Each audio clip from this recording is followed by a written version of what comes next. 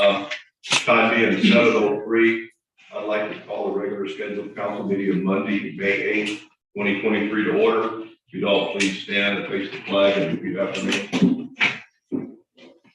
I pledge allegiance to the flag of the United States of America and to the republic for which it stands, one nation, under God, indivisible, with liberty and justice for all. Honoring the Texas flag, I pledge allegiance to thee, Texas, one state, under God, one and indivisible.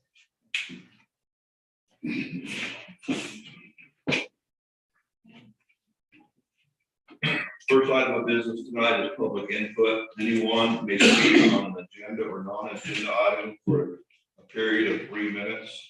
If you feel that you need an additional time, that may be approved by consensus of council. First person tonight who would like to speak is in a written form that will be read by staff. It is Jeff Maker of 1020 Valleywood Court. Mayor, this part, you can read it since he has a microphone. Good evening. This letter concerns the action proposed to remove the east fence line on Boots Ranch. Boots Ranch was approved by the town, P&Z, and council in 2019. It was presented and approved as a gated and closed HOA with the limited number of houses approved at the time. People purchased $1 million houses to raise their families based on that premises.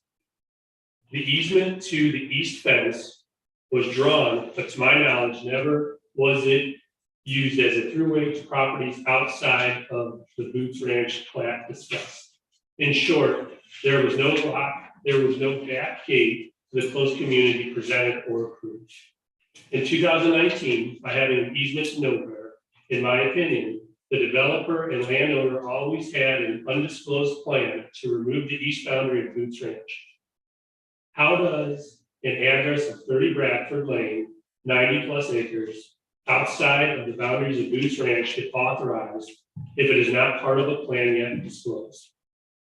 Now, 4 years later, it has come time for the developer to blow out the east fence of a closed community. The removal of the east boundary will allow the next step for development of the land east of Boots Ranch, where the new homeowners of Boots Ranch HOA informed of this plan upon their purchase. Development of properties within current zoning restrictions is not the issue. The lack of transparency by the developer to the homeowners who now own in Boots Ranch is the issue. This request opens for use the one road passing through Boots Ranch to construction traffic for what could be the next 10 years. It also opens up the question as to road maintenance and repair costs, which currently is under the Boots Ranch developer. Will this now become a public road in which Copper Canyon must repair? I believe all current homeowners in Boots Ranch must be made aware of this significant change to their community before it is voted on. Cheap talk about protecting our residents is easy. Protecting them and required demands action. If this is allowed, where else will our current residents not be protected on their major investment of their homes? Thank you, President. Next person to speak tonight will be Sue Tamel, former mayor. Welcome.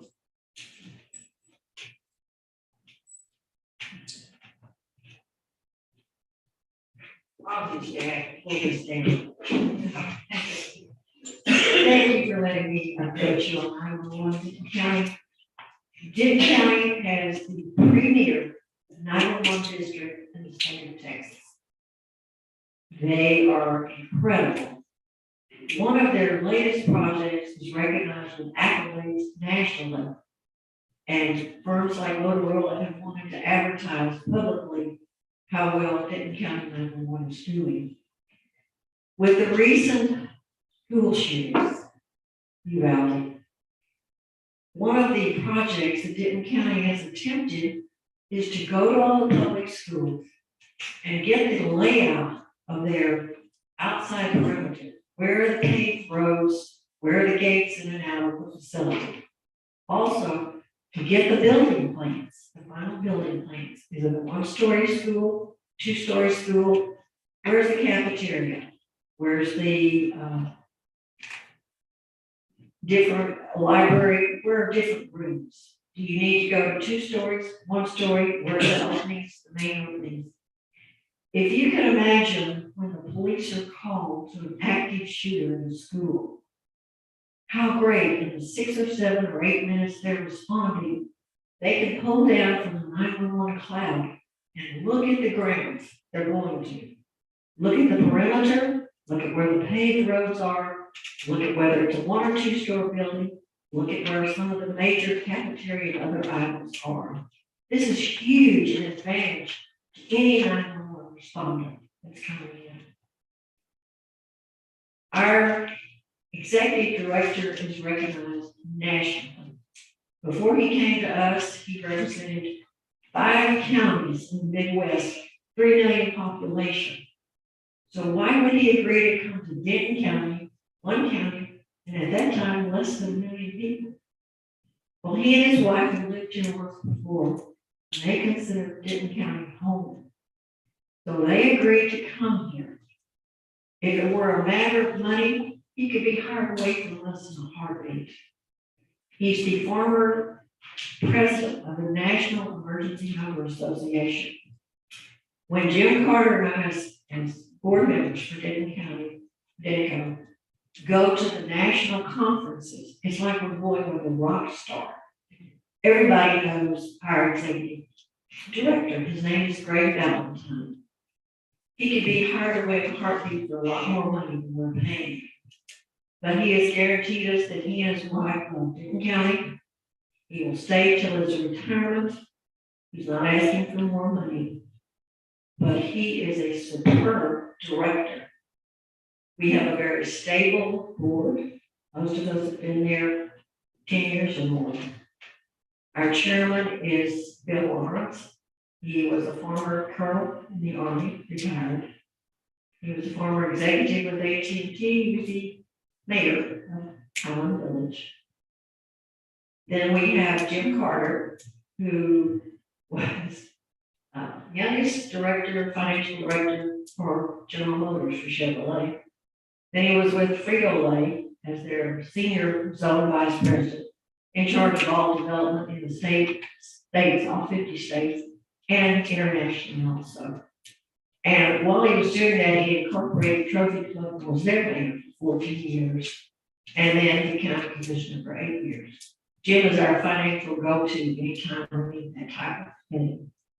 We also had a great fire chief, assistant fire chief for Louisville. He's been on longer than I had, 2 years. He was called for another assignment in Louisville. So we have a brand new fire chief and chosen by our Chiefs Association in Denton County. He has 37 years as a firefighter, first responder. So his input from a first responder standpoint is invaluable. And then we have a new member. He's been with us 5 years. He's lives in Denton on their P&C, and his specialty is cyber security, which is the one thing that scares every 911 organization, that they should be hacked at some point in time. And then they have me. So I have a law degree, former mayor here 14 years. And I love, it's a labor of love being on the DECO board, and I appreciate you being willing to nominate me. Thank you. Thank you, sir. Next person tonight, I'd like to speak is Jeff Null.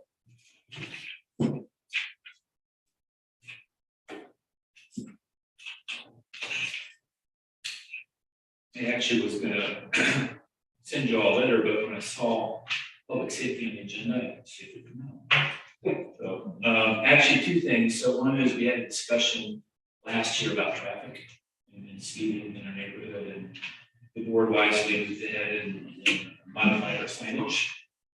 But honestly, I'm not seeing much of a change. I'm also not seeing tickets get written anymore. And I think a lot of that is the second point I'm gonna make. But I am concerned there's a growing number of walkers, bikers, joggers now, more than I've seen before. So these 2 are going to collide, and I'm really concerned somebody's going to get hurt. So we can't do something with signage. We got to revisit the speed limits again. I know that's not popular, but kind of have options here. But that does segue into the second point, and I'll just go ahead and read this. Again, I wrote it about a month ago, but all around us, there's rapid growth, which always brings an increase in crime. In fact, crime is one of the top issues nationally, and an issue that affects and concerns all of us. Unfortunately, but we need to prepare for the future and take prudent steps to protect our community. Today, we're surrounded by large and growing communities like Flower Mound, Lantana, Argyle, and Highland Village. Whereas Copper Canyon is a very small community. We're resource constrained. I understand that. We've got to be creative. Last year, Flowers Mound population on our south passed 79,000. Highland Village to our east, 16,000. Lantana to our west, 11,000. Argyle to the north, 4,700. So that's more than 110,000 people that are surrounding Copper Canyon. And growth always brings with it an increase in crime, as we know. So last year, there were 543 violence and property crimes in Flower Mound, 98 Highland Village. And if you ask the two officers that supported us last year, they would tell you that they spent a disproportionate amount of time responding to calls in Lantana, time they could have spent covering us in Copper Canyon. So, we can't control this growth in crime in adjacent communities, and it's only a matter of time before it creeps into Copper Canyon. And as you also all know, that we've had a spike in recent car break-ins in the area. So it's on our doorsteps, right? Again, 110,000 people around us, that's the main crime. Additionally, we're entering a paradigm.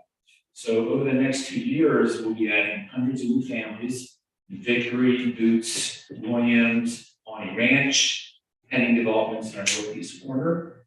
So even if we had our two officers from last year, they would struggle to keep up with that growth, right? So I mean, this is compounding itself.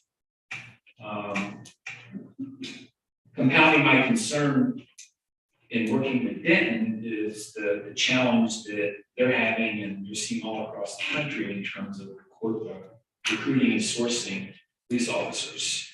And Denton County Sheriff Tracy Murphy publicly expressed the same concern and reported that they were at a 64% staffing. So I'm not surprised that we're down to one officer. They can't take care of their own work, right?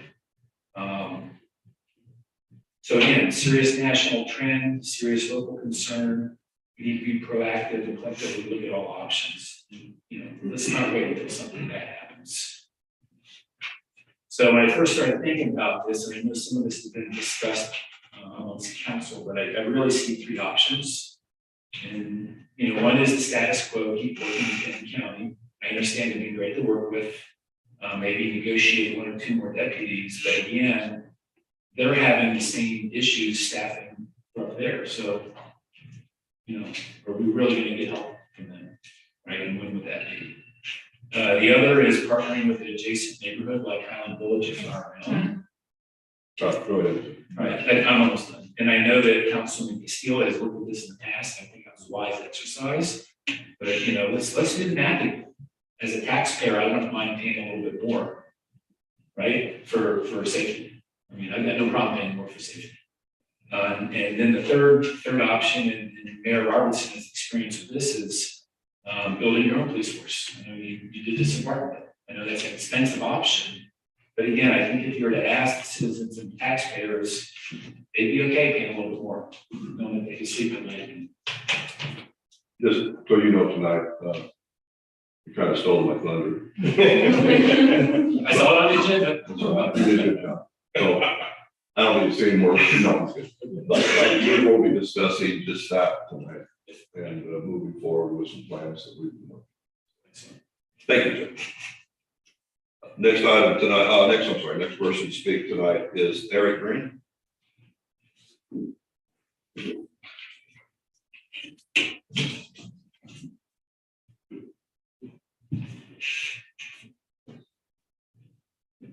Good evening. My name is Eric Green. I'm just going to spend a minute talking about Boots Ranch. I know that this is probably later, so I don't want to take anyone else's thunder. Might be presenting later for the topic. I just want you to know that we're committed to getting everything finished. And we're working as quickly as we can. I'm not a developer. I'm a software professional. I know how to run a business. And so we're doing the things we can to make it a good neighborhood that you all will be proud of. And we can all be contributing members of the town. Having said that, as we move close to getting the neighborhood finished with the last few remaining items, I asked, and some of the others asked, as we proceed, we have homes that are closing in the next 30 days. I know that there's a rule in place regarding the COs. I'm currently living in a hotel room. I would love to be able to move into my house in the next 30 days, if at all possible. So just ask for your consideration. Look forward to your feedback. We're working for everyone in the neighborhood to get the neighborhood finished, completed, and we appreciate your support. Thank you. Thank you. Sanford?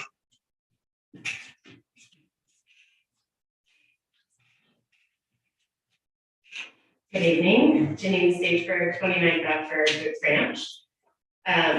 So first, I'd like to say that we love the connected country living that our family gets to experience living. Living in Copper Canyon. And we're thankful to be a part of this community. And it's been our experience that every single one of you, especially with us being the first one that moved into Boots Ranch, has helped, assisted, educated, and did all that you could. So we were the first, like I said, to finish our home. And when we committed to purchase our land from our builder in December of 2022, the issues of the Boots Ranch development were not disclosed to us. So up until this point, we had never purchased land and or designed or built a home, okay? So we did our best to ask what we thought were the right questions. However, we didn't have any ideas as to what we were getting into. So we have really had to dig deep over the last 3 years and problem solve. So whether that be educating ourselves on how to clear multiple liens on our properties that were incurred because subcontractors were paid, and then shared those details with our neighbors, a lot of them here today, to help them clear those liens, coordinating with Frontier for the running of the fiber for internet, as it wasn't on our street. And I, as well as many others on our street, work remotely. And then being forced to take liability for an unfinished development and come out of pocket for $10,000 per homeowner to finish Boots Ranch development or have a lien put on our property.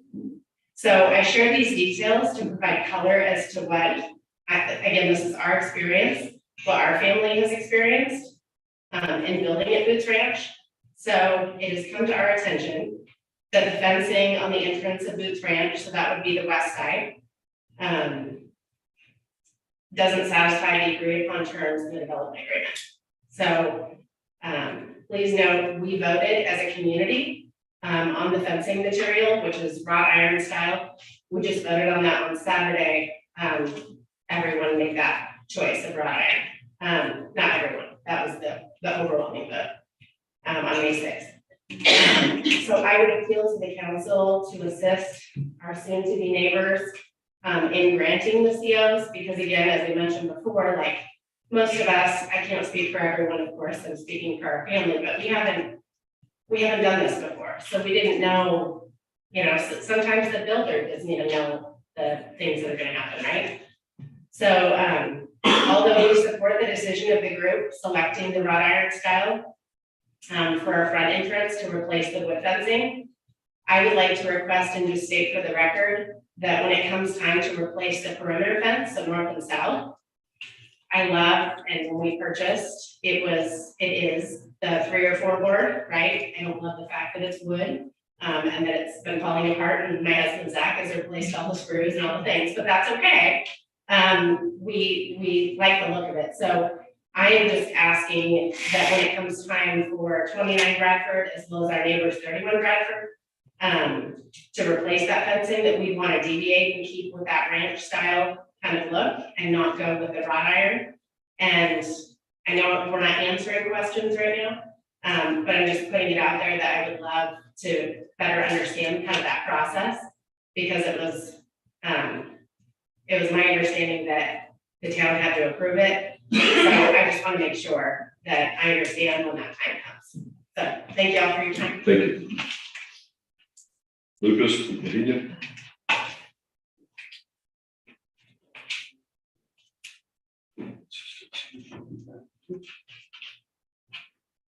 Good evening.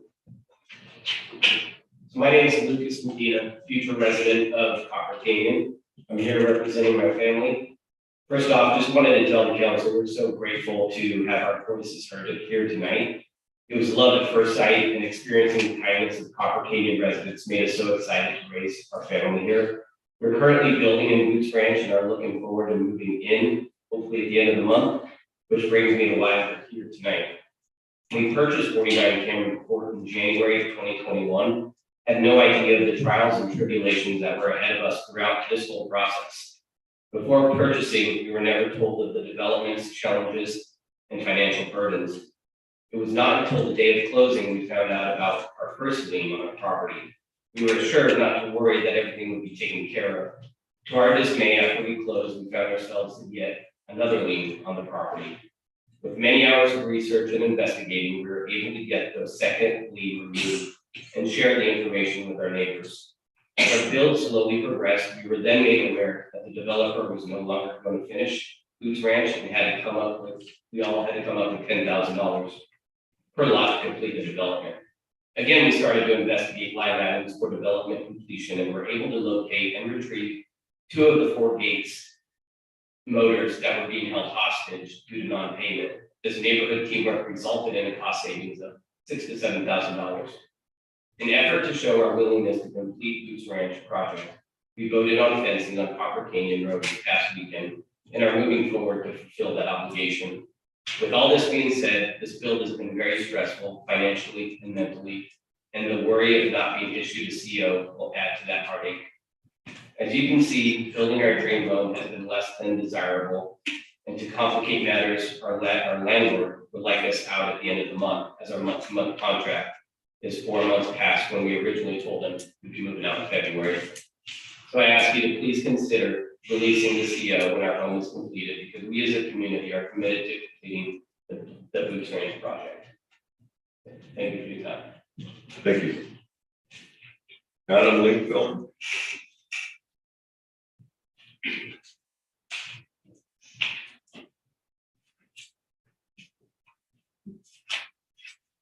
Didn't know if you wanted to talk now or when you're actually going to be discussing it later, but staff asked me to be here to discuss some of what's going on.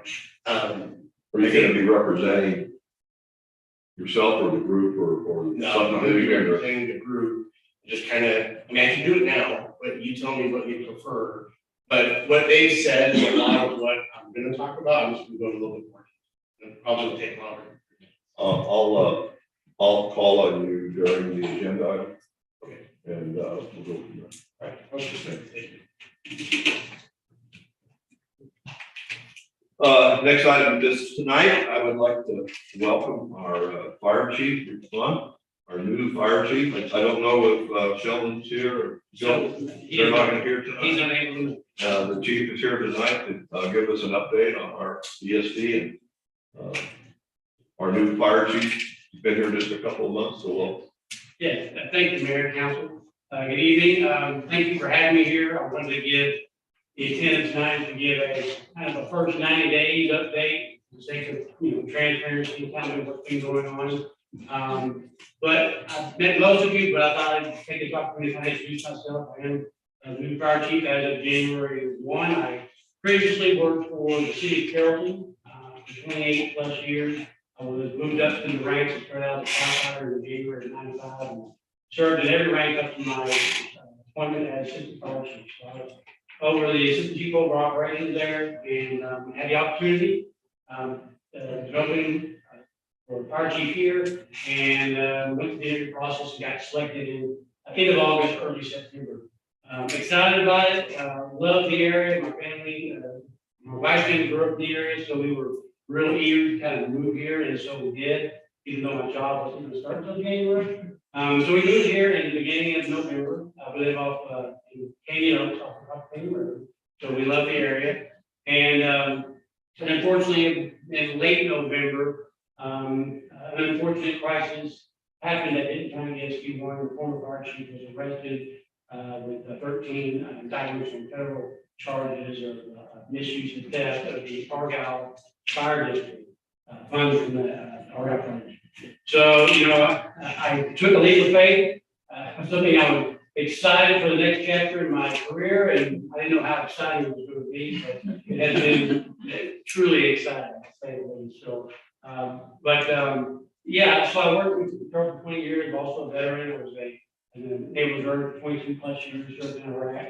So I come with a lot of background, a lot of leadership, and so I think we've got a great fire department. With Dade County SD1 we service, though the Don't we service, Copper Canyon, Argyle, Rural City, and the county that was in there. So, but I want to give you an update, just kind of a brief update of the first 90 days. On January 1st, considering all that has gone on, the Commissioners Court, Dade County Commissioners Court, made a resolution and they kind of demanded certain changes be made. They appointed 3 of the board of commissioners for the county SD.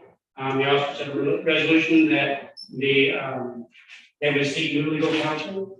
That we would dissolve the Argyle Fire District and bring it underneath the Dade County Emergency Services District. So think of the Emergency Services District as the government agency, like a school district or whatever, and they would subcontract out to the Argyle Fire District. So they wanted to move all employees and all assets to the ESD, and they also wanted us to do a forensic audit on what had happened. And there was some money taken from the firefighter retirement funds, these allegations of that. And so there had to be some forensic audit, and we had to make efforts to make the firefighters whole. And so that's what been my charge since day one. And so that was January 1st, and on January 5th, I met with our command staff, which included 2 of our board members, can handle injury, but I had 2 of them there, and our command staff. And we were on a mission, we were on a path to make these corrections and with these charges that we had to go forward. And so we did that. We started out, we just started brainstorming. And we had a whiteboard and we started writing down a list of everything we needed to have. And it was about 40 or 50 items that we needed to do. Some things were easier than others. Some regulatory things that are changed. Some of the things were a little bit more complicated and difficult to do. Of those 40 or 50 things, they kind of narrowed down into 3 main areas that we focused on. The first one was we needed to focus on the employee handbook. If we were going to transition all the employees from company A, which is a nonprofit corporation, to a public entity, company B, we wanted them to have an employee handbook that said here's your benefits, here's your harassment policy, here's your seniority, all those things that were new employee. So we did. We started with a lot of effort, was focused on the employee handbook. We partnered with the Firefighter Association. We put some time in the lead of that. We put together a diverse committee of firefighters from each of the shifts, from each of the ranks, and they met every week and they worked on this handbook. I'm very proud to say that, of course, the handbook is being finalized and we're getting it printed and binding for all the employees. So that has been done. The next area of focus was probably the most critical. The single hard date that we had to get done. When I started this, I didn't know how long it was going to take. I thought, not knowing, not turning over all the stones, I thought this might take 6 months for this transition to happen. Now, I'll go ahead and tell you now that we've been able to accomplish that as of April 1st. All these changes I'm talking about have gone into effect, and we have made the transition over to DSC effective April 1st. But the biggest part of the single thing we had to do, wiggle room on, was the retirement. As a nonprofit, the Argyle Fire District, they had a retirement system that was through Fidelity, 401k, much like many businesses. And when you move your employees over to a public entity, not being a 401k. So we had to move their retirement over to a public retirement system. And so it took a lot of work. We worked with the association and obviously with the county. And we were able to move all employees' retirements over to the Texas County District Retirement System. So it's a state-run system, it's a lot more regulated. And so we felt very confident about that. And that also happened on April 1st. So we were able to accomplish that. Then the other third focus area we really focused on, a lot of the efforts went into, it was to consolidate the budget. Keep in mind, there was a budget for the Argyle Fire District. There was also a budget for the Emergency Services District. So we had to consolidate that and we work with auditors to do that and put those two to consolidate those budgets. So I'm happy to say it, as Mayor Burke, we do have a consolidated budget. It's not balanced, and I'll talk about that in a minute, but we did in the first 90 days, we got the handbook done. We transitioned all assets, including all property, equipment, and employees have all been transitioned over to the emergency service district. So that's been a huge success, a lot of teamwork, a lot of just everybody going up their sleeves and doing what needs to be done. We were able to accomplish that in a very short amount of time. So that was the first 90 days, and now we talk about the next 90 days and beyond, where we're going. As I said, we do not have a balanced budget, so we're working to do that. So the command staff really, on that first 90 days, we really focused on the transition. Realizing how much we still had work to do, we kind of broke the command staff into subcommittees, and we've come up with 3 subcommittees that are focusing on certain areas. The first one is the most priority, is the balanced budget. We've got to balance the budget, so I've given them a deadline of the next 60 days. We have to find measures to balance the budget. And some of the ways we're doing that, we apply for some grants.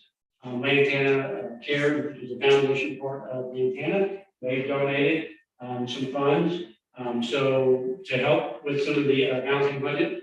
Reason for that is we've been working under a contract that's been expired with Lantana since 2017. And so it hasn't been adjusted, it hasn't been paying the same as everyone else at the same rate. And so we worked with them and they were able to contribute that. So the budget is currently about, well, at the time we discovered it was about $1.9 million in deficit. We've now got that down below 1.5, and we're doing some things with restructuring some of our debt, including one of the good things we have a lot of liquidity in some of our assets. Station Carroll, Station 3, one of the old stations, we're going to refinance that to be able to come up with the funds to help the balancing of the budget. So that subcommittee is purely focused on balancing the budget for the next 60 days, and we're already making progress, and I do suspect we will be successful in that as well. That's the first subcommittee. The second subcommittee has been working on the strategic plan. We've got to like about 4. Now that we're starting to get out of the quagmire and the problems at hand. We've got to think about future. The towns are growing around us. It's not slowing down, especially out to the west and northwest. So we've got to think about that. So we're looking at our community risk, the challenges we face, the growth we face, the demographics. And so we're working with Denton County and the GIS team there, and we're developing some strategic planning to look at our strengths, weaknesses, our community risk, and develop a plan for the future. So that's another subcommittee. They've got about 90 to 140 days. We're working on that, developing a strategic plan. That subcommittee and the finance committee will eventually fall into what I call the third subcommittee, which is looking at future elections. We are going to be looking to go to elections in November to kind of, to bring Lantana in. They've had an interesting contract, goes back to the origins of the ESD with the developer, and basically the contract, they were never in the emergency service district area. So we talked to Lantana, we talked to both water districts, 67, we met with them, we met with HOA, we talked to everyone, and they are interested in coming in to, we're going to renew their contract at the current rate everyone else is paying. We're also looking to bring them into to the district as a whole. Now that they're pretty much built out. So we're looking to do that, and so all these good subcommittees are working on that, and we're going to work to try to bring it in. We're also going to be looking at the EMS overlay, which is basically we provide fire and EMS services, but we really have the funding really to provide fire. Because ESD were created in the 1980s, and they were intended for rural areas to have funding sources to provide fire departments.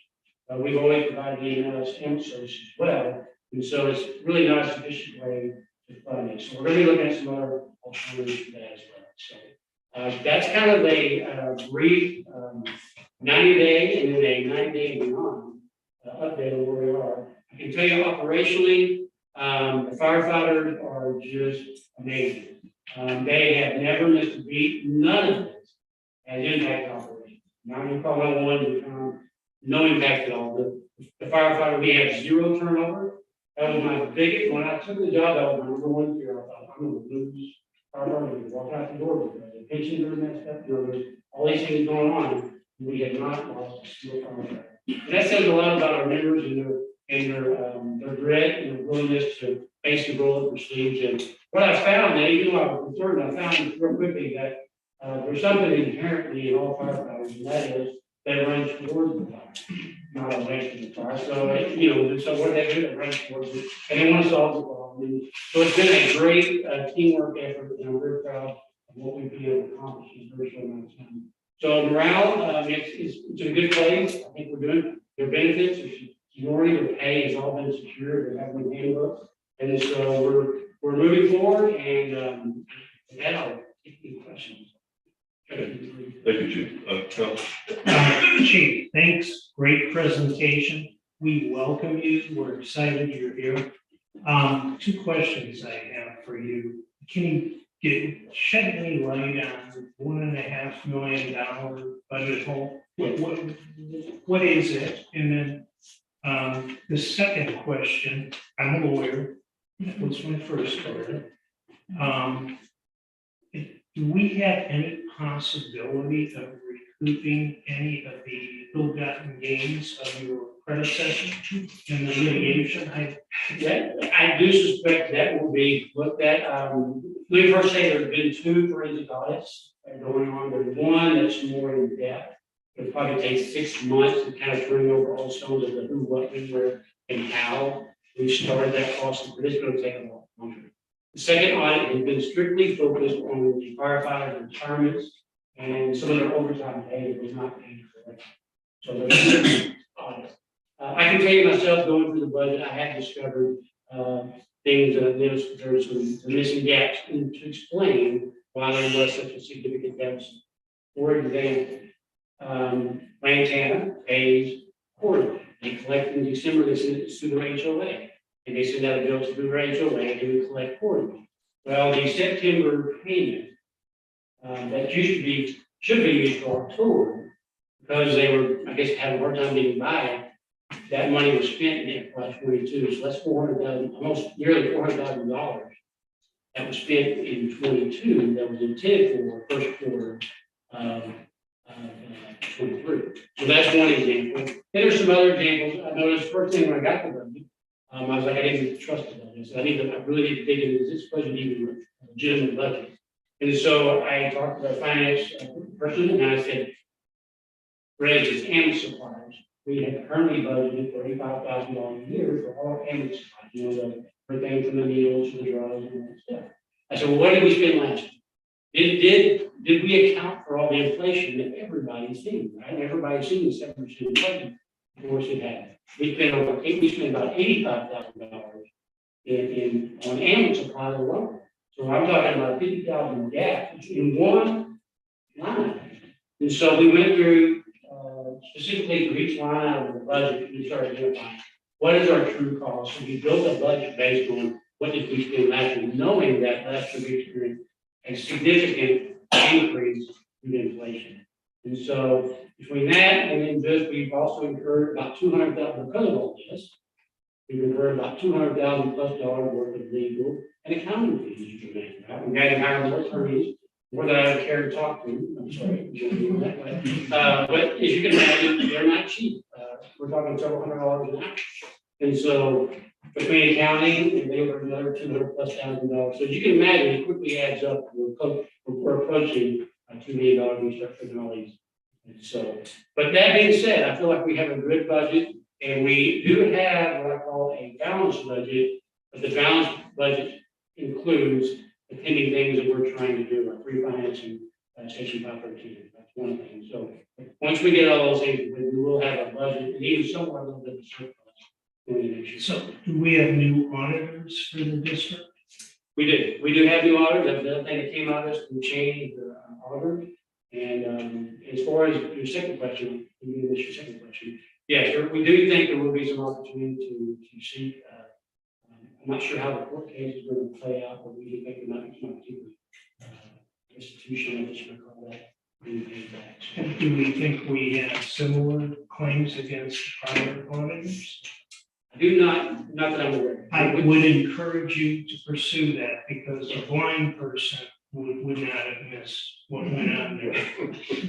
we're in it, I'm gonna seek judgment until we get the offer. I think it is important for you to be able to say to your constituents, you have turned over every stone.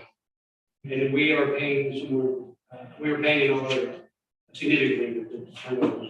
So, you know, I know the direction of the Commissioner's Court, so we are doing it. I just don't want to place judgment. Right. until I get that. I understand. The last point I would make is, as taxpayers, nobody likes surprises. We may not like bad news, but we don't like surprises. If you think there's going to be a budget gap going forward, I would encourage you to share that with the taxpayers sooner rather than later. And your presentation is very good. You're being very straightforward about things.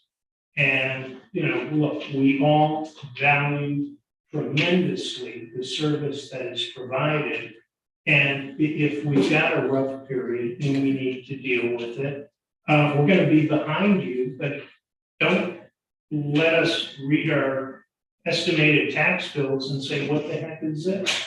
Okay? Yeah, I completely agree. The only thing we are really, I think we feel pretty confident with the budget itself. One liability, if you don't know, we are still waiting on the results of the audit for the firefighters. So I can't completely answer your question because we're still waiting on those results, because we think they could be, we're not sure. We just don't know what that could be as far as the liabilities on paying back the retirements and some of this funds for the firefighters. So outstanding is that, everything else I feel like we, for the budget, that we've uncovered to be able to consolidate and take those two budgets and put them as one.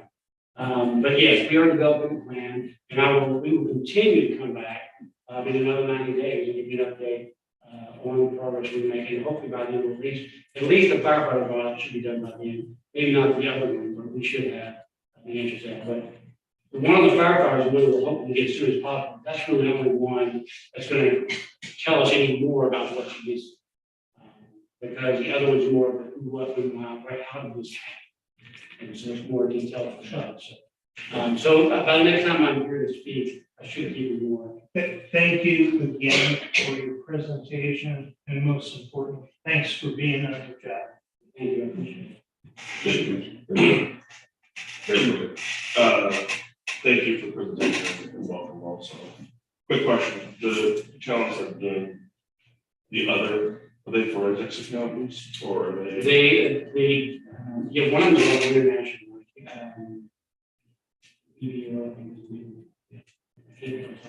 Yes. Let me know if you have any questions about it. Part two, in the context of forecasting forward, we have some tools that we use to pro forma economics to do a lot of what Larry was asking you to make sure you stay on top of. I'm happy to do it to you for free and you go with something for free. Yeah, so let me know feedback.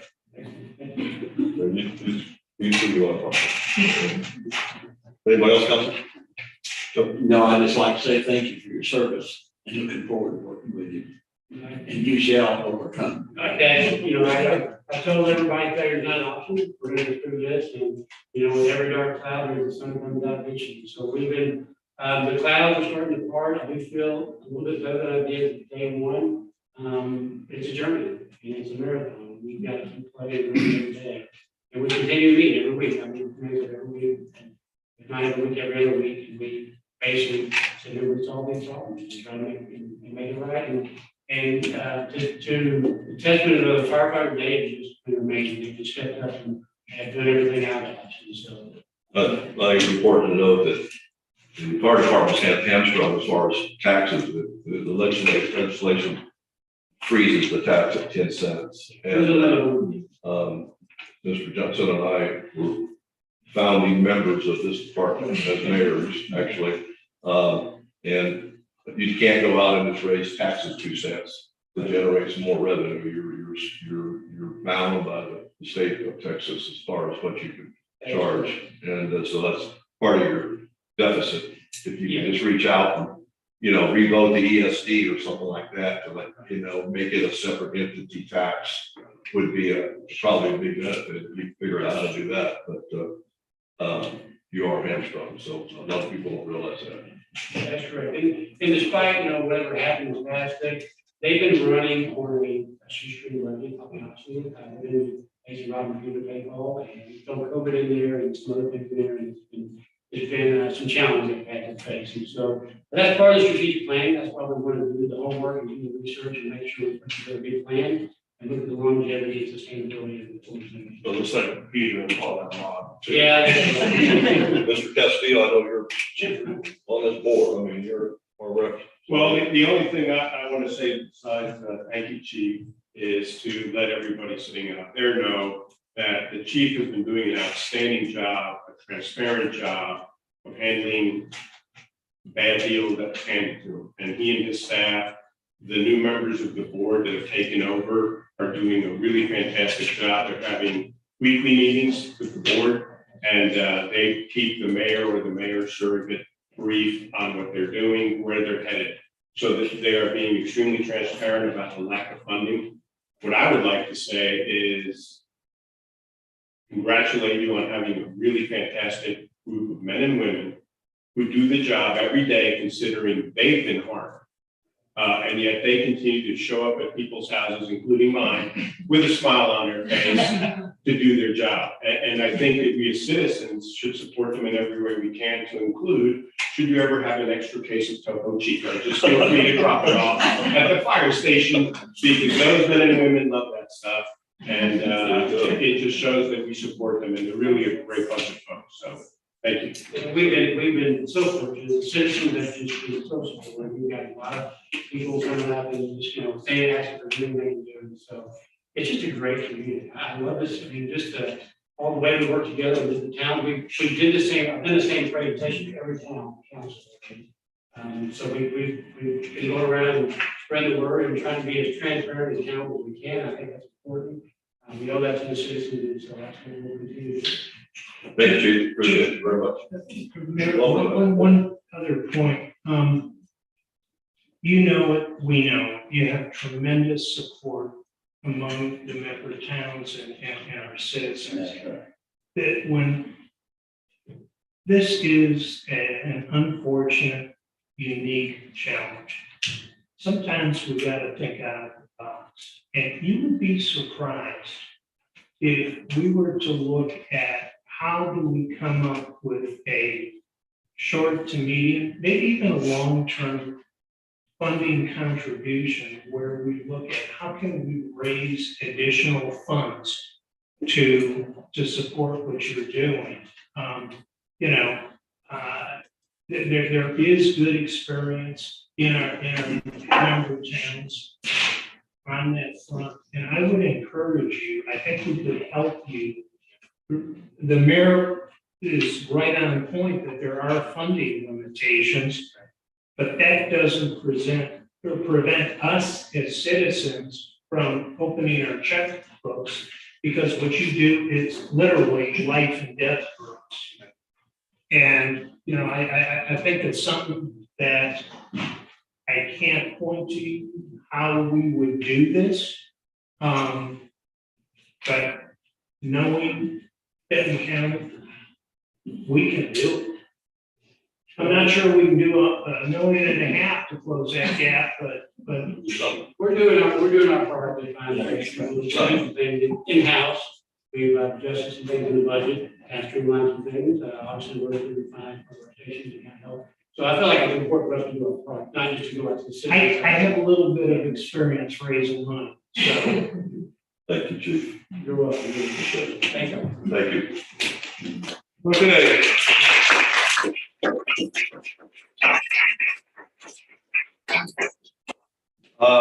Staff and mayor's report. Council, I got several things tonight we need to talk about. First of all, after 15 years of service, Donna has decided to retire. And we're going to miss her. But she's also agreed to stay on until we find someone to make the transition.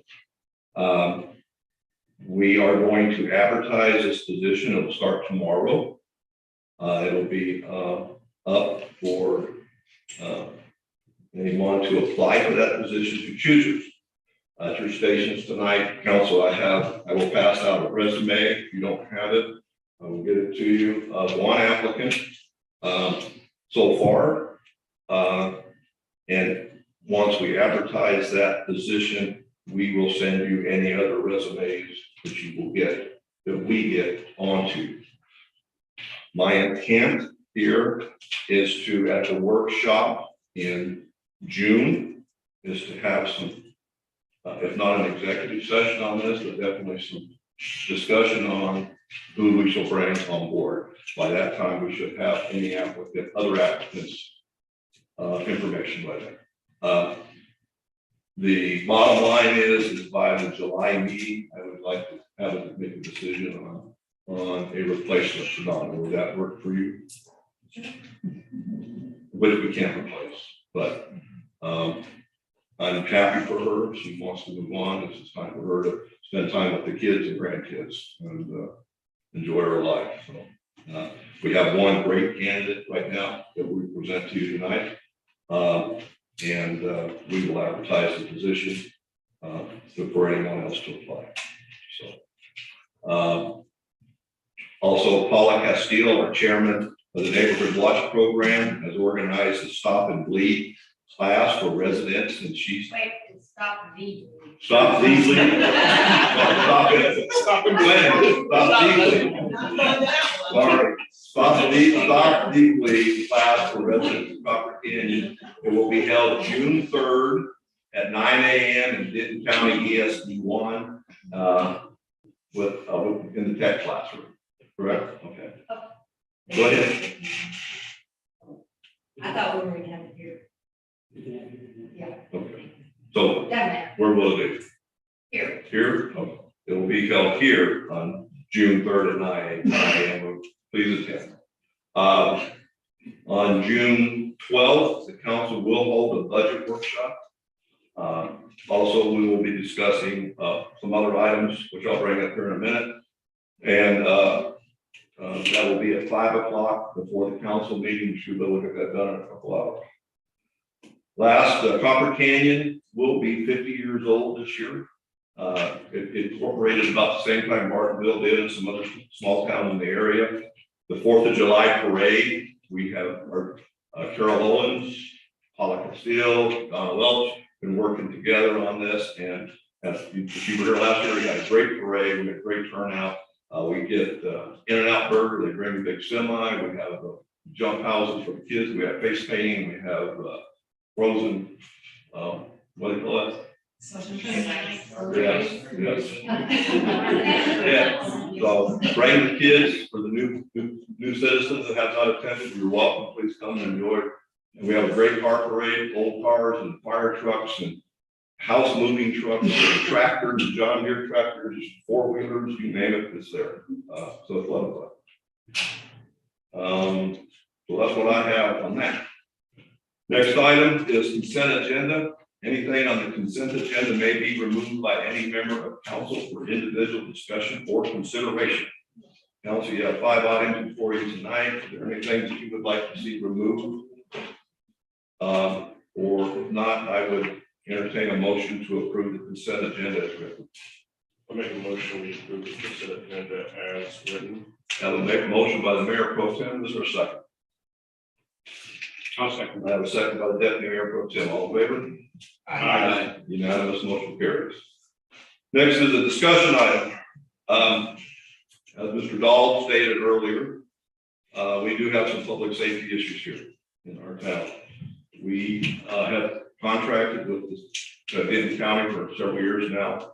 We currently have 3 positions budgeted for deputy service, for patrol service. That means somewhere in that we should have 1 person on duty 8 hours a day, at least. I'm going to call it probably 16 hours a day for 5 days a week.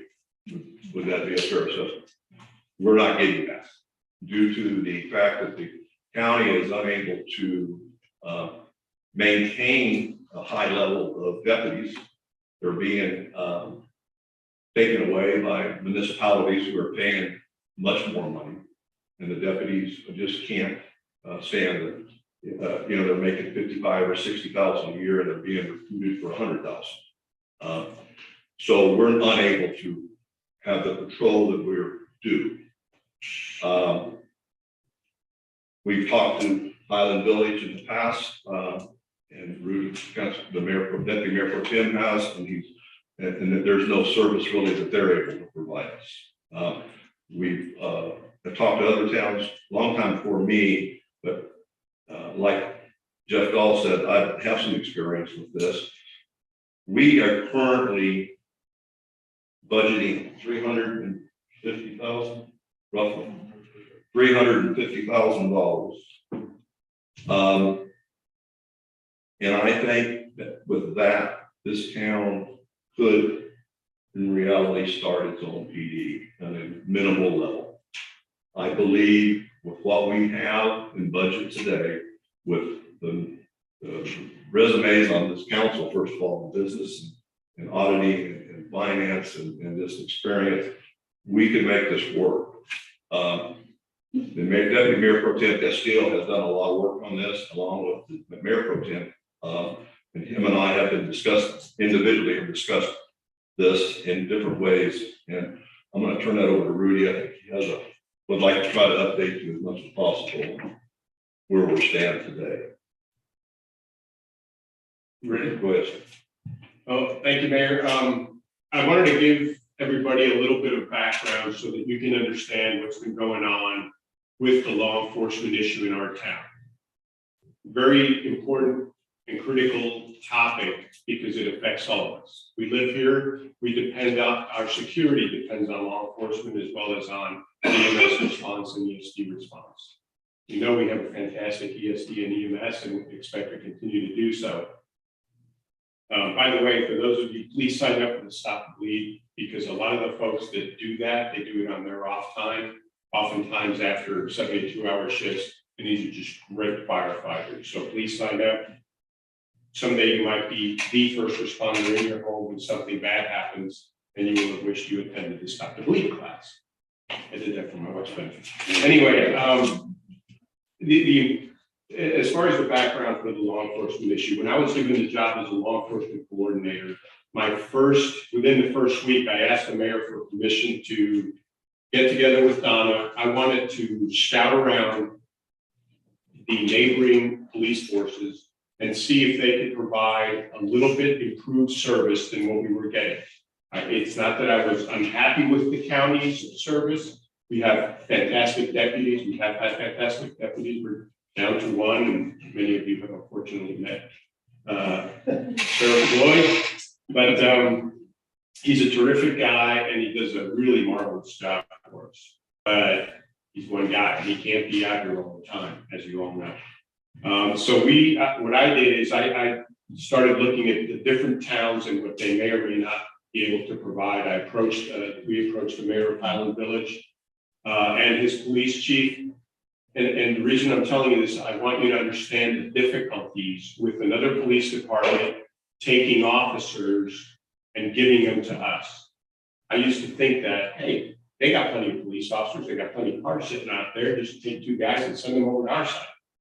We can agree to that, it'd be great. Well, it's not that simple, because that police chief has many requirements, training requirements, people on vacation. And so he has his officers assigned to certain parts of Highland Village, and he doesn't have a lot of overage that he can send to us. So in our discussions, we figured out that for us to just meet what we currently had at the time, which was 2 sheriff's deputies, would take 3 of his officers. Starting salaries in the $80,000 range, plus equipment, vehicles, radios, etc. You see the numbers start adding up very quickly, even in that. So financially, that was really not a viable option. And that was true for any other local town to provide us similar service to what we had. So we opted to stay and continue with the sheriff's department. We have a great relationship with them. However, last October, the sheriff notified us that they would be unable to provide us the 2 officers that we were already getting. At that time, I had been pushing the council to allow me to get 3 officers. because I wanted more protection from the town, not less. And unfortunately, we had to modify our agreement because he had no choice. He is so undermanned up at the county that they're scrambling. The other issue, and one of the things that I never appreciated about our agreement with the sheriff, is that when the sheriff's deputies are working in our town, on our time, and there's an emergency call, say from Lantana or one of the neighboring cities, they're required to go there. That's part of their requirements as far as sheriff's deputies. Well, if Sheriff Floyd is down here doing his job and there's a call, he's the closest guy. Well, he has to go over there to handle domestics, car accidents, you name it. There's about 4 or 5 to 1 homes in Lantana than there are here. So you can imagine the number of calls are much, much larger. So that's time we're losing from our patrols to go over there. As much as we would all like to think that speed signs and speed strictly enforced are very effective, they're not. Because the bottom line is, if you don't see a police officer, you might, forget that you're in the 30 zone. And it happens a lot. I live up near Orchid Hill, and you would think 45 to 50 is the actual speed limit out there. And the fact is, we're undermanned. So we have been looking since then, since October, to try to find a solution for us. And yes, it may cost us more money, but which one of you is willing to, for a few dollars, say, no, I'm good with the security we have? A lot of you are aware, we're on social media, that crime has started to take up, which is why I want to get more police coverage. Vehicle break-ins and the increasing population is putting a lot of pressure on our town. Because of our large acreages, we're sparsely populated, which gives people a more ample opportunity to drive around and see what's going on. We have now, because of our road structure, a lot of through traffic from either 35, 2499, Copper Canyon Road, and further west. People cut through our town all the time. These are people we don't know and we can't vouch for.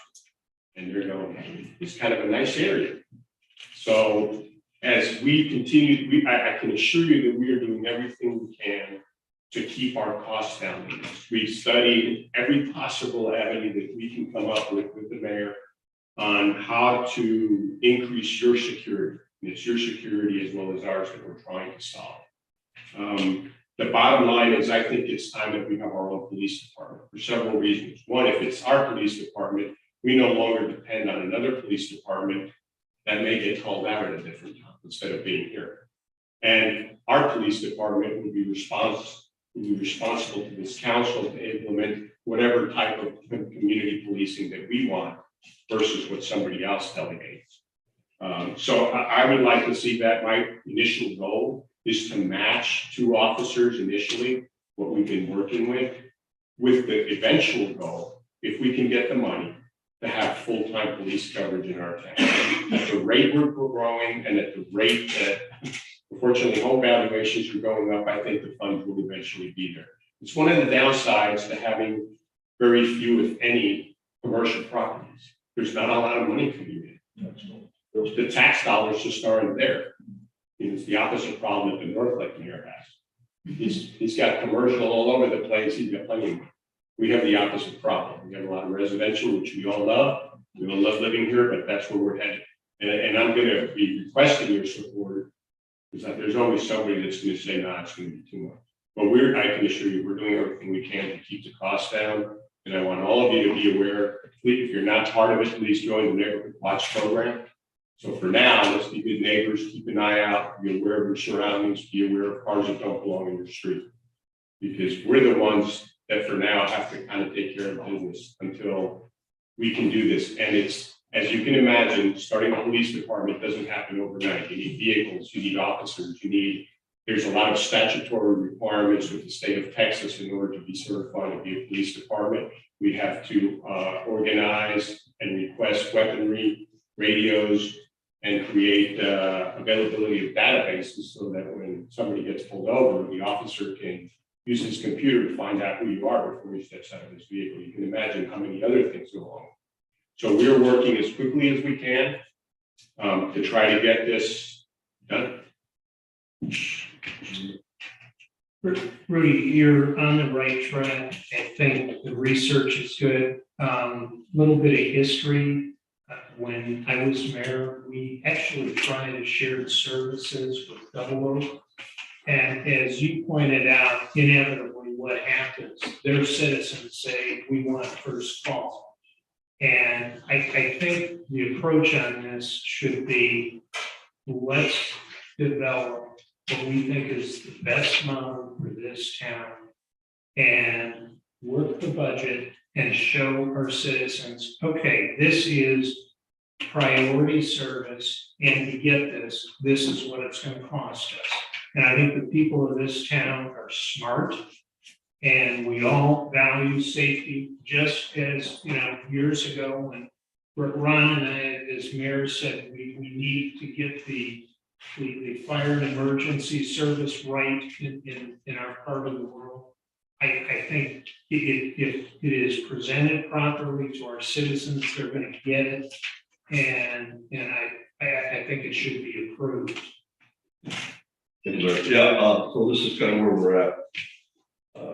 We can start one, you have to hire a chief, the chief has to hire at least one officer. And then the other option also is reserve officers. So that means they're part-time. Typically what you're going to be dealing with here, we dealt with this in Bartonville, is that a lot of your reserve officers will be retired, or they've already vested TMRS. You're going to find an excellent chief that's in some department somewhere that's got his 20 years in, and he's been patrol, and he wants to come down out of the hustle and bustle. So they're out there. Steve and I talk about money and budget, along with starting the PD though, you have to make an expansion to this building. That's another cost.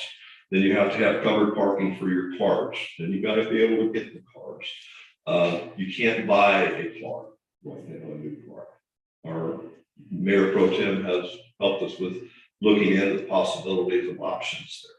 So we've done some work on this. I'm rolling it out tonight. Rudy's done work, Steve's done work, you've had communications. Donna's done a lot of work on this, and I've been back and forth with everybody. To reason we're rolling it out is we want to put it to the public that this is the direction we're headed. We will discuss this again in June. We've encouraged the public to call us, email us, tell us what you think. It's a good idea, a bad idea. And but we can start this with the current budget we have. As our evaluations grow, as we finish building out, we're going to be able to add to that. We may never get to 24/7. I don't know. We could get to 16/5 or 25 days a week, or 16 6 days a week. That's a 4 times the improvement than what we have today. And where we can see an officer most any time. We're having car break-ins, like Rudy said. I saw a video last night of someone in a hoodie going over someone's fence, my neighbor, and we live on 4 or 5 acres. They live on 4 or 5 acres. So these people are out there. So we encourage you to get involved and give us your input. Mayor Pro Tem, you have anything? I know you've done a little bit on it. That's fine. I think we have to be careful what we share because it's not cooked, but a lot of the challenge in developing a PD is the capital outlay, the upfront capital. And I think we have a plan working with the state to make that a fraction of what it would be otherwise. So with better and much more efficient cost upfront. So that's what will help us position the town to be able to afford a PD at current budget levels. Otherwise, we're talking about raising taxes. I don't think there's been much appetite in the past for it. I don't think there's an appetite currently for that. I don't think we have to, but we have to be creative. I think we've leveraged relationships and creativity and some I think persistence to get where we are. So I just want you all to know that we're all working hard to get the solution that we all want, because we're all in the same boat. And I think we'll get that pretty quickly. So in the budget at the workshop, we'll be discussing build out of the building, Chris. I think you're working on plans. And parking lot, we'll be discussing that. We'll be talking about new town administrator. We'll be talking about the budget overall, which would include the possible police, PD, bringing that in. So that would be a lot of good discussion. Okay. Anything else on that? Mayor, just two more things that came to mind during that discussion. One is, while y'all think about the options that we are facing as far as police coverage, if we do nothing and continue with our current agreement with the sheriff's office, there's only going to be one sheriff. That's at best. If he keeps losing people up there at the county level, because the sheriff's office at the county level has a very broad responsibility requirement to include running the county jail. So it's not like he can lose many more people and not have to pull them out of the field. So just be advised that doing nothing is not a really practical solution for us. The other issue is an example of the capital outlays. It's not just the money. When I started looking into vehicles, to order a new police vehicle, which is going to sound very inexpensive to all of us, is around $35,000. Then you have to upfit that vehicle, make it a viable police vehicle. That's another $35,000. I've talked to the people that outfit the vehicles, trying to locate vehicles, and I've been told here locally there happens to be an upfitter, and he's got 500 vehicles sitting there all spoken for because nobody can get them. COVID caused a lot of delays in all these things. So we're facing a bunch of different problems, not just financial. There's also availability. So that's why we're having to be so creative and trying to find solutions. Billy, good? That's good. All right, last item tonight, and we'll let you all go home. Action item, discussion and consideration of taking action regarding changing the Boots Ranch Developers Agreement and the Boots Ranch Declaration of Covenants and Conditions and Restrictions. I guess, Mr. Lingenfelder, you want to come back up, and are you? You're not you're not the original developer, is that correct? No. Have you been assigned any permission to the development agreement, or are you on your own with this? No, let me, not officially, let me kind of give you a little bit of backstory of where we're at. Could you be clear on something? Sure. Are you speaking on your behalf? Are you speaking on the homeowners association? I want to be clear because we're going to get very specific on this issue as to who is asking what and Why? yes. So and also I am puzzled. I didn't understand. We get this letter from a former council member who doesn't live in Boots Ranch and made claims in there that are unsubstantiated. So in my mind, I want to understand, and I appreciate the residents of Boots Camp, that I get their ask. So I don't. Yeah, I'll go over all those. So my name is Adam Lingenfelter. I was one of the original builders. There's 4 builders that bought lots in that neighborhood. But I'm also a resident. So I built myself a house of 15 cameras. So I'm here representing I'm also the president of the HOA. So I'm here representing the HOA in our community. But of course, I'm also representing myself as a resident in the neighborhood. As Janine and Lucas have talked about before, we had all bought into the neighborhood, pretty excited about this cute little 19-lot community in Copper Canyon that was, old farmland surrounded by lots of beautiful horses and things like that. And didn't really know going into it what kind of a mess we were getting into. Didn't know until the first couple of closings happened that we had a $530,000 lien on the property from the general contractor who didn't pay the concrete guy. And so, at that point, I jumped in, got my attorneys involved, and we had to draft up a whole bunch of different documents to secure the people of the neighborhood. By basically all future closings, all the money from that would go into an escrow at my attorney's office, and then they would release it to actually finish the neighborhood. Even to the point where Jared, the original developer, didn't get any profit from the neighborhood, and his investor who invested $150,000 got his money back. We kept every single bit of it to make sure that we could get as much of the neighborhood finished as possible. We also had a judgment placed on Phil, who was his NCI as the general contractor. He's the guy that wasn't paying the bills. Had a judgment placed. Unfortunately, he filed bankruptcy. We're probably not going to get any of that money back. But to what Janine and Lucas said, yes, there was around a $10,000 assessment. We decided as a group, because we wanted the neighborhood to get finished. So we decided to all pay in $10,000. At that point, I still had 5 lots, so I paid in $50,000 to that. And again, started the process of, and by the way, I'm making that sound really simple. That took us months to go through the attorney, to go through getting everybody in the neighborhood, everybody to pay a special assessment and all that. So we finally got all that done. Then it was process of getting the quotes, getting all that stuff done.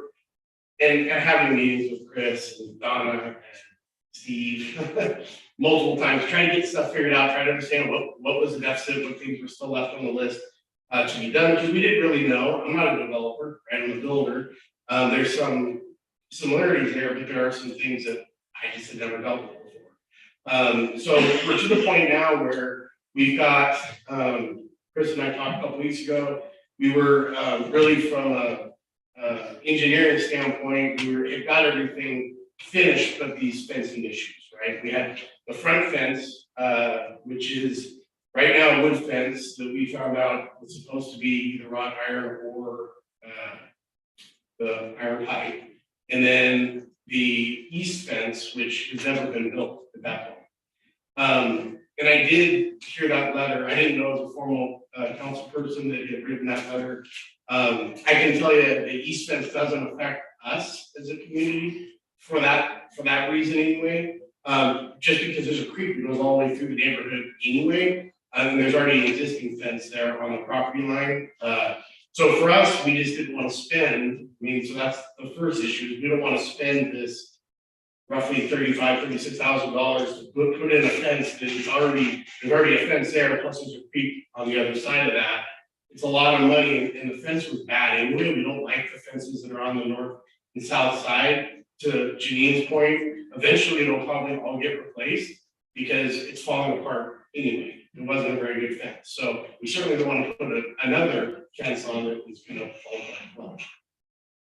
So as for the front fence, we did decide last weekend as a group to replace that with wrought iron. Brian Barton, our treasurer, has already written a check to the subcontractor to do that front fence. So he's picking it up tomorrow.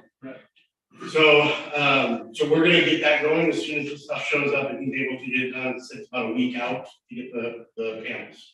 So I would think within 2 or 3 weeks, we should try that front done. So our ask today is, again, as a community, we have been through quite a bit to try to get this thing to where it is today. We just don't want to continue to spend money on something that isn't going to benefit the community. Now, again, going back to that letter, because this is new things that I'm just hearing about today, I do think, and I'm just kind of just putting this on the record, if there are going to be a bunch of homes in the future, and they're going to be using the roads and the gates and all that from a community standpoint, because we didn't know that road was going in, I do think that it would be fair that they, however many lots that are in that new development would then become part of our HOA. But I do want to put that. So I think we've got an unfortunate bundle of issues here. Mm-hmm.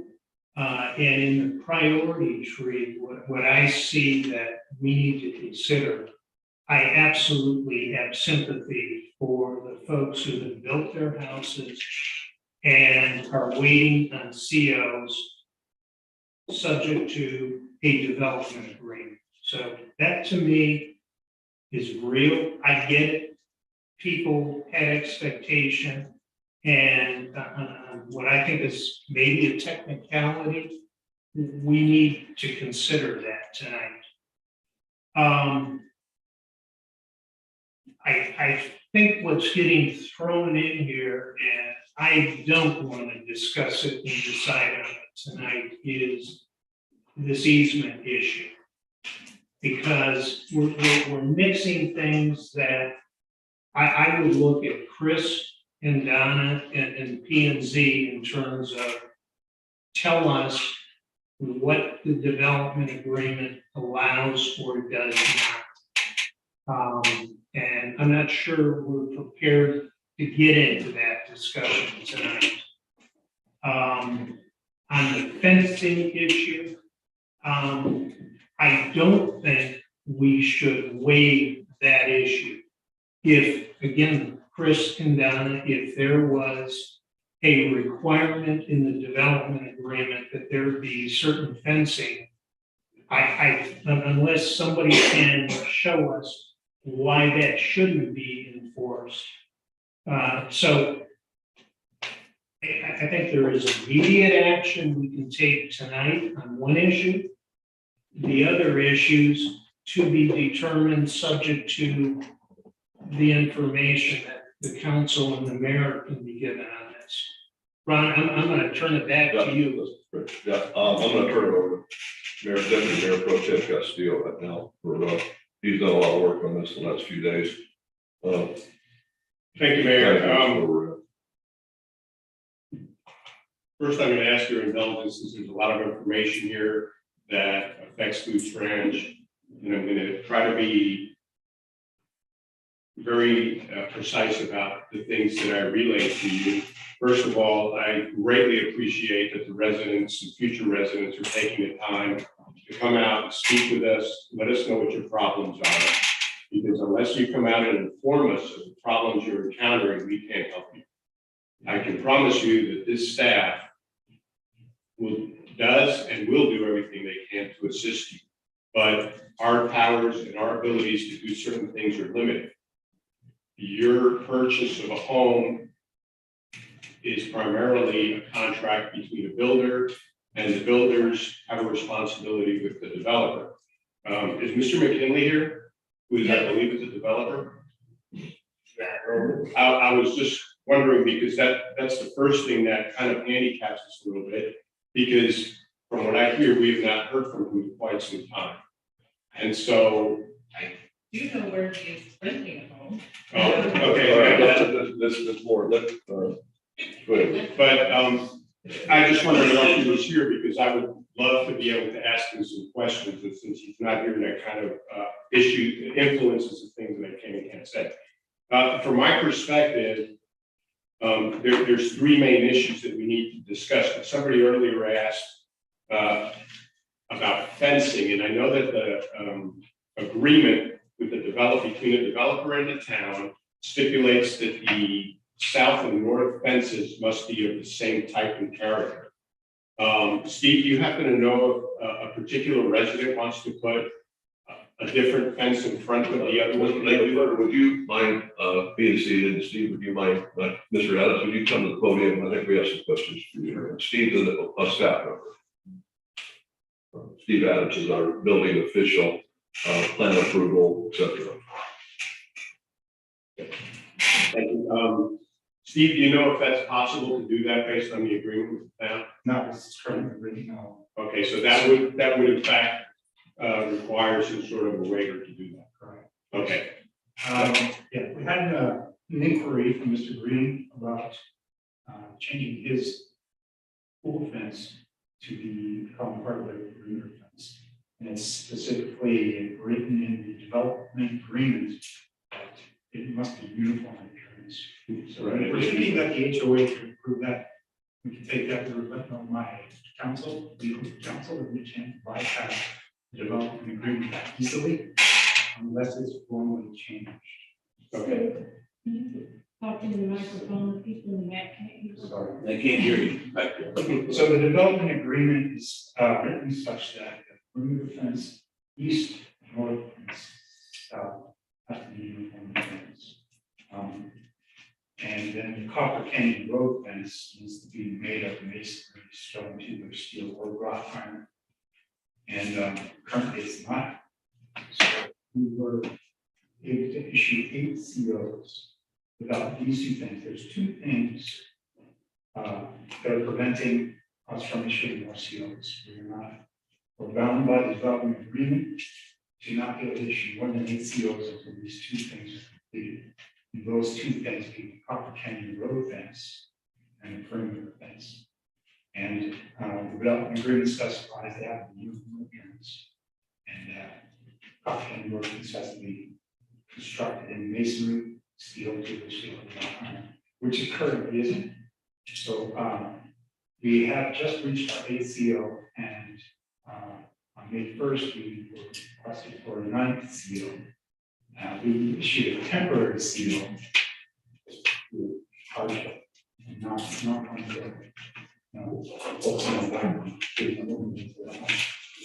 so that's a temporary CO based on these 2 things in the development agreement.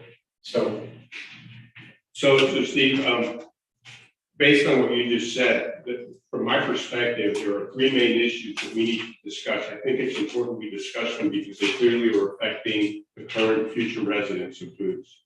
And so we need to assist them in moving forward if we can. To address this easement issue, Larry, I happen to have some information that may help the residents and to answer some of the questions.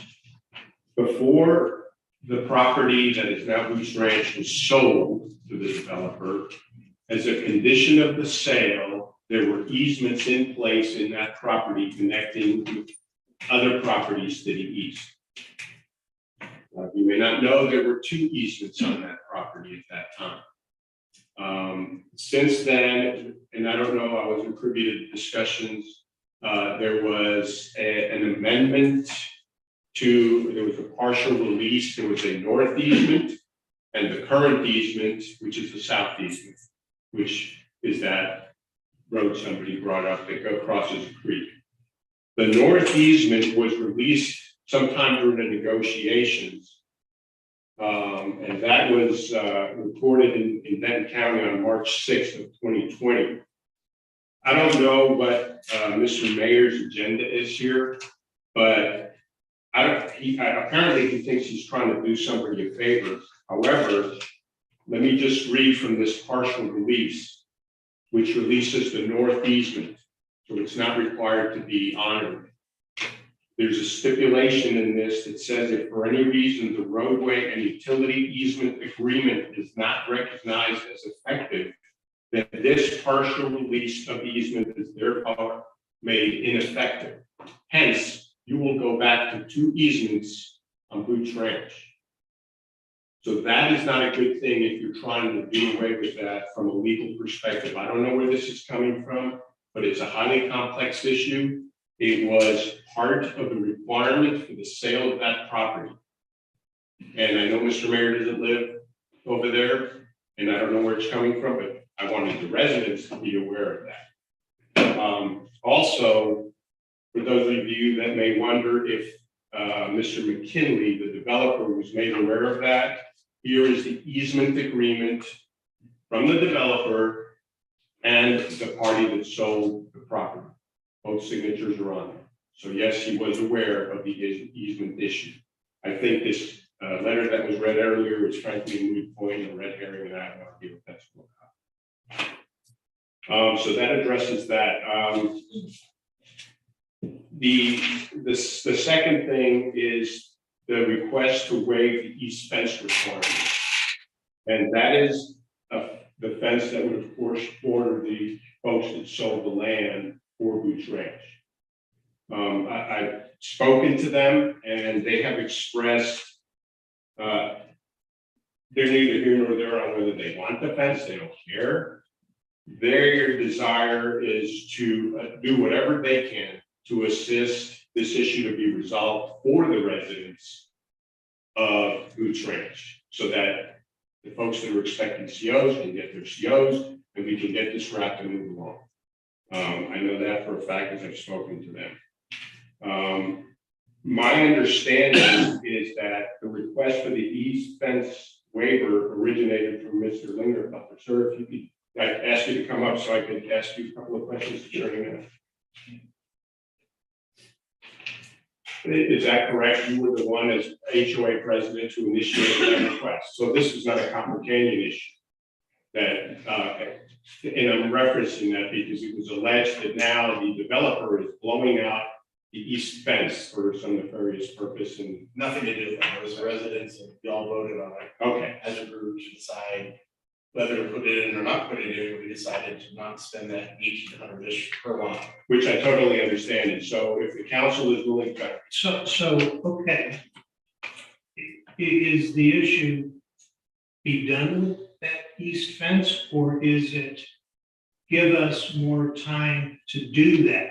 Because originally, obviously, when the development was approved, that was something that was viewed as important. And I don't know what the, you know, if the homeowners association is saying, look, give us a grace period to do it, because I do understand in a development, uniformity matters. That it's a very, first off, I think it's first-class development.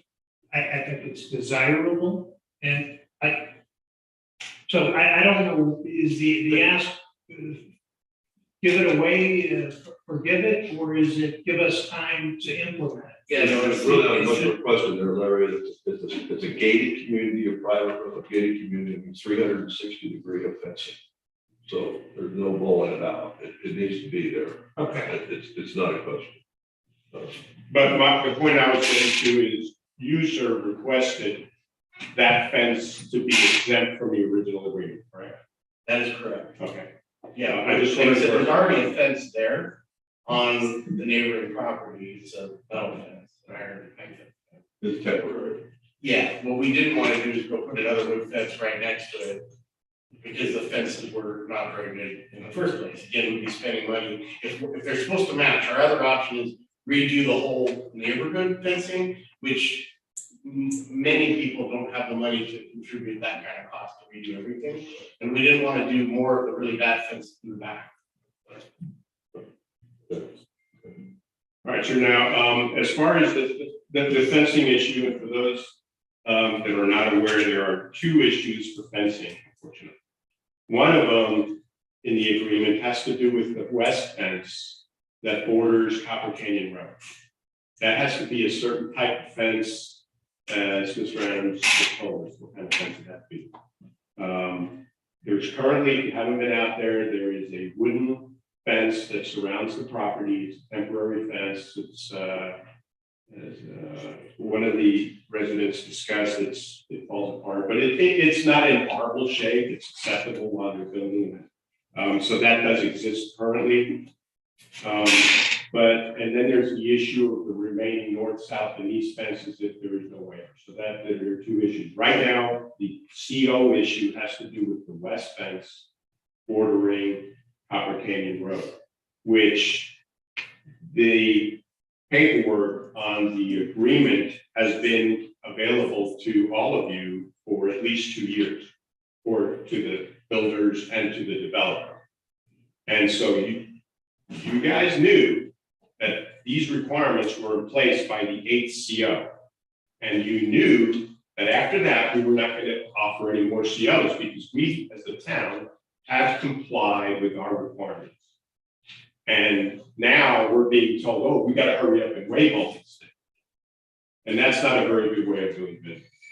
I think that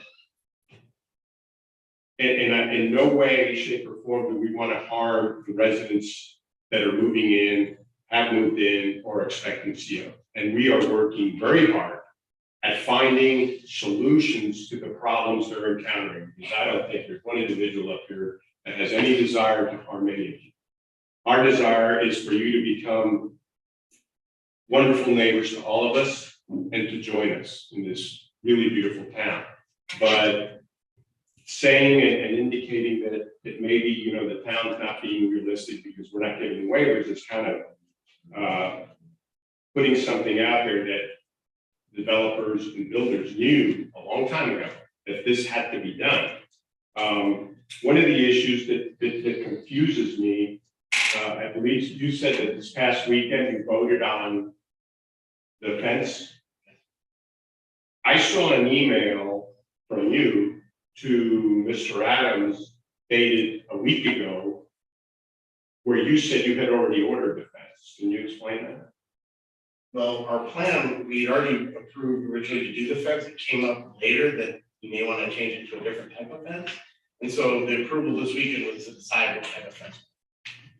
Okay, but you always said you already ordered. We had already approved and had already gotten all the pricing, and already agreed to the pricing on a wrought iron fence. It must have been a typo then. No, I typed that because we had that agreement, but we kind of rescinded it this past weekend. Okay, yeah. As a group, we wanted to vote on a different type of fence, and we did that, we went through that process, and we decided to agree on that original wrought iron fence.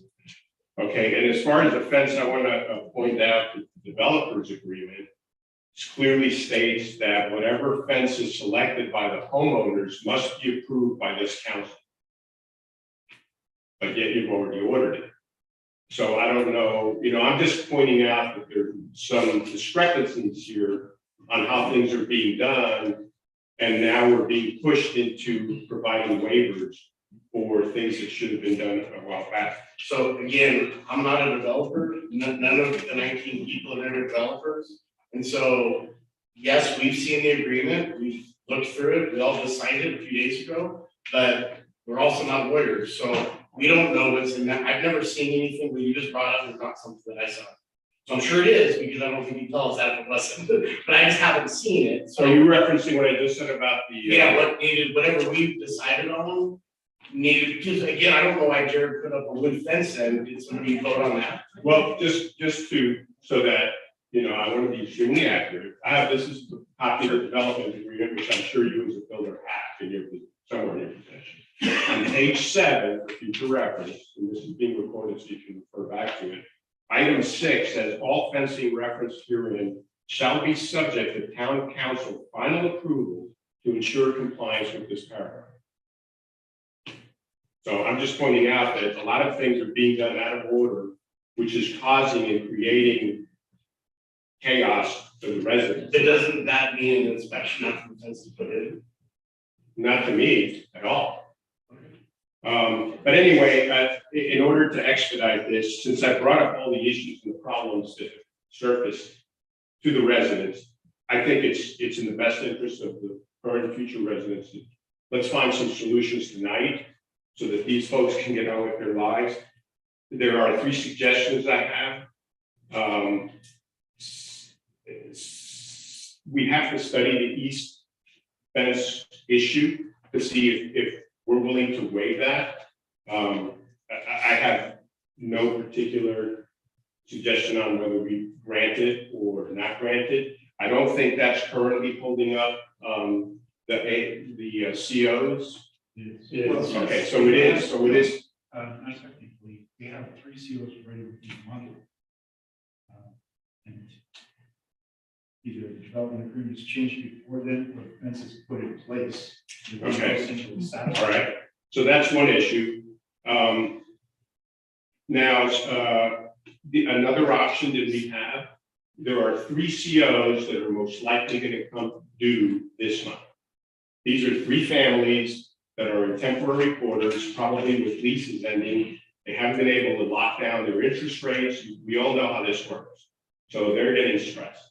And I think that we need to do something to help those folks either get temporary COs or to grant the COs due to the circumstances they're facing. But after that, I request that no more permits be given to the folks building homes until this gets straightened out, because it's harming current and future residents of our town. So we need to do something like that, and those are the solutions that I see. All right, thank you. Okay, so council, just so you know, I consulted with the city attorney today on all of this, and Rudy's dead on. City attorney's recommendation to me tonight was to deny any action on this tonight, but to go ahead and allow the current residents to have, or to have COs that are coming up based on the city inspector's approval, to allow them to go ahead and get their CO and move in and become permanent residents of the town. Also to put a moratorium on any additional permits of new builds in this subdivision until this is resolved and to the satisfaction of the town engineer and the city council. And that's the city attorney's recommendation as of tonight. Ron, the one thing from a legal standpoint that bothers me, granting the waivers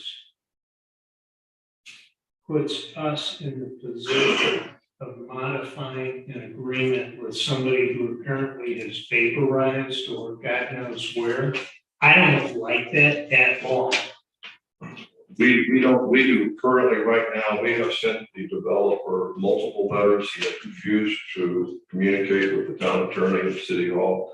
He currently owes the town $1,800 in fees, plus he never had given a letter of assignment. He would give a letter, sir, you can put your hand in, I've got plenty of talk. Excuse me, but if he would give a letter of assignment of the development to this gentleman, then we would have someone that we can communicate with. Right. This gentleman lives in Lantana. We know for a fact he lives in Lantana. This gentleman would also approach this town for another development he would like to come to on a DRC, which we have given him a letter stating that we cannot do that until he clears up the matters of Boots Ranch. So that's been ongoing, but Bob feels comfortable to allow these individuals to get their COs and then not allow any additional. We can get this cleared up probably in a short period of time. Right. But right now, to let these people get moved in and And then Take how possession. does the town deal with the issue of ensuring compliance with the fencing? that's where we have our development agreement with the conditions that Chris, can you help me with this? I mean, we have a development agreement, we have building materials that are allowed and consistency, etc. The bottom line, this subdivision should have never been, a permit should have never been allowed in this subdivision, so all these things were resolved.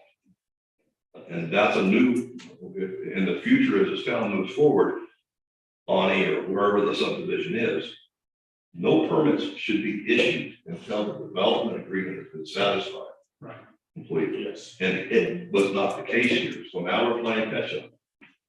And that's why we have to maybe back up a little bit and take a different position to at least allow the innocent people to move in. Right. But we can damn sure stop that happening anymore. Chris, I'm gonna tell you, you help us with this? Yep, absolutely. I did want to ask two questions to clarify. CO, permanent CO or temporary CO on the future? How to call this? You know, what's the difference between if they've been a temporary, you're gonna move them out in 30 days? It's always- It's a permanent, that's a permanent. This temporary CO, it's a permanent CO. Okay, and then the other one is stop all inspections or continue inspecting while this is worked out? Only houses that are under, that are to the point of, there's 3 houses currently that are affected. Right. And if we can't get this cleared up in the next 30 days, then we're gonna have to take different action. Even if, I hate to say it, but I even talked to the city attorney about the town taking legal action on this and maybe have to have this assigned to this town where the town becomes assigned to it and finish it up. And I don't. So I, just to be clear, so we're talking granting COs to 3 houses? Are there any other houses under construction? Yes, there's 2. So let's keep, There's a lot more than 2. Based on this, I'm seeing lot 7 and lot 9 right? And then not started are 1, 2, 3, 5 are not started, and 2 are somewhere in the process. Where 1 had a second, I'm guessing the second review, maybe a foundation for 2023, another one is under construction. Perhaps last review was 9, 19, or 22. So there's 2 others that are under construction, correct? So, So how do we get ahead of that? Because we're just gonna, in a couple of months, we're gonna be sitting here. Friday again. Right. sit here again. Same thing. I think it's important to note that, you know, as a resident here, first time building a home, I would never have guessed to look at a developer's agreement. Didn't even know that we had access to said developer's agreement until about a week ago. There's a lot of, you know, talk going around now, halting inspections. We know what that does to our. We understand your position, and we're trying to figure a solution here, and, right, you know, I can't tell you, I don't know how far along these other houses are, I'll have to, if we have to revisit this in 30 days, we gotta revisit, we gotta see where we're at in 30 days, we have to draw a line in the sand. The line in the sand, I think we draw tonight is the 3 COs. Right. Allow those people. Do not issue another permit. For this construction. You mean a brand new permit or just like a No, second, if the board survey is not approved, nothing moves forward.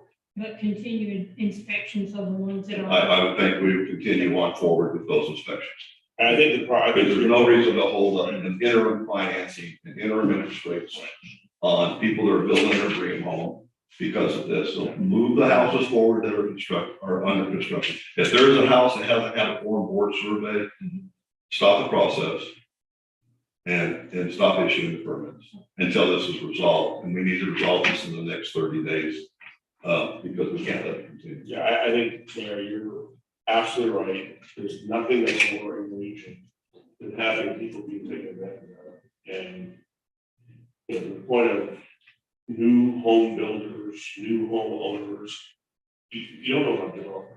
There's a lot of harm that's been done to people who are good people who just thought they were spending money the right way. We need to solve for that. We should make sure we protect that. However, to your point, we gotta solve for this in 30 days. I think that there is a number of actions that can be taken against the developer, and that needs to be pursued. So a lot of this burden goes back to the homeowners association because I can tell you, this is extraordinary what this council is being asked to do tonight. It's essentially go ignore the development rules in this town, which really creates a legal issue for this town.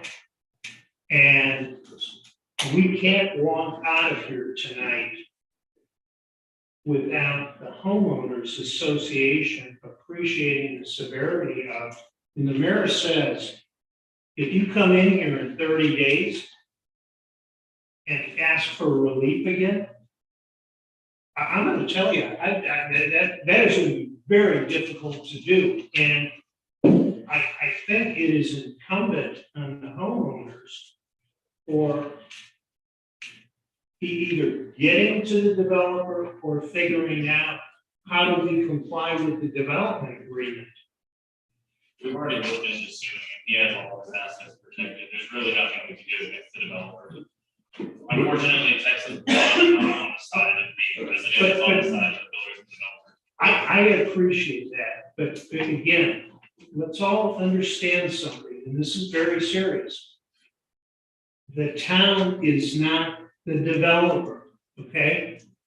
And you have contractual commitments.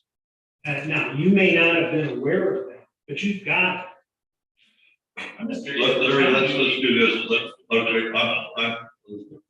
I like control of my meetings, and my meetings aren't in control right now because I've got people in the back that we want to, so let me finish here. If we took Chris staff, basically, Steve, if there's any members of the HOA, 2 members of the HOA that we can meet here and it has has connections with everybody that we can communicate, that we'll communicate with them as a whole, yourself, maybe gentlemen in the back, and meet with us at town hall. And just put together a solution for the next 30 days and see where we're at, and what it's gonna take for you to comply. And what the city can do to help, and what we're gonna need. And Bob should be there, I would imagine. Okay. If you could put together some, that meeting and help us move along, because if we just vote not to do something tonight and we walk out of here in 30 days, we're gonna be going, what are nothing else going on? So that's why we need to get our town engineer who has the code, our building official, staff, a couple of members of the HOA. Rudy, would you be happy to? Yes, sir, I would love to, mostly because I have been in touch with this process. And that's why I'm for asking. some time. I would absolutely, I would ask one thing, of course, the president of the HOA is more than welcome to attend, but I would like to see 2 other residents Yes, that's why. that have been under this process, who have been harmed to the tune of 10 grand plus the aggravation, so that we can deal with the folks who have been affected. And not just, other people. I'd like to see. If you can get something together, Donna, in the next 30 days or the next 15 to 20 days before the June meeting. And so we can get some type of update. Yes, and we'd like to hear from some of the residents out here that, I think everybody knows, we have an open door. People come in, meet with us, talk with us, pick up the phone, call us. That helps us, because some of the things said here tonight, we haven't heard. If you want to be a part of that meeting, as many of you can attend, you want to. Only 2 of these gentlemen can attend. So that's why I'm limited at this legally. So please give Donna your information. She will contact you. Chris, you'll make yourself available. Steve's available. Rudy, you'll make yourself available. And we'll work this through, right? My recommendation is we deny this, but we allow for 3 COs to be issued. We allow continued inspections on houses under construction, put a moratorium on any new builds at this point. I'll make a motion that we act to approve that as stated. I have a motion by the Mayor Pro Tem. Is there a second? I'll second. I have a second by the Deputy Mayor Pro Tem. Do you have a comment? I approve also. Okay. All in favor? Aye. Unanimous, motion carries.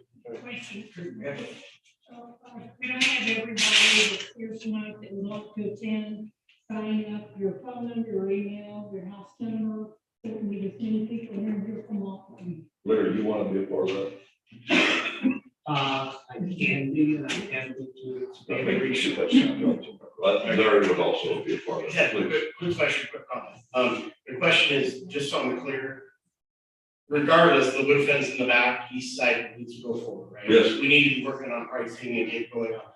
It needs to be Consistent. consistent with has to be perimeter fence, 360 degrees around that property has to be fenced. Yeah. And at the end of that cul-de-sac, when the property becomes whoever property that is, there's gonna be a fence in it, whether you put a gate there or not, there's a fence, and it has to be consistent. So with that, is there anything the council would like to see on the next agenda? I think we pretty much have a list what's on the next agenda. Not time being 8:55, I would ask the council to adjourn. Is there a motion? I'll make a motion. The motion by Council Member Andrews, now a second by Deputy Mayor Pro Tem, all in favor? Aye. Aye, unanimous, motion carries. Thank you.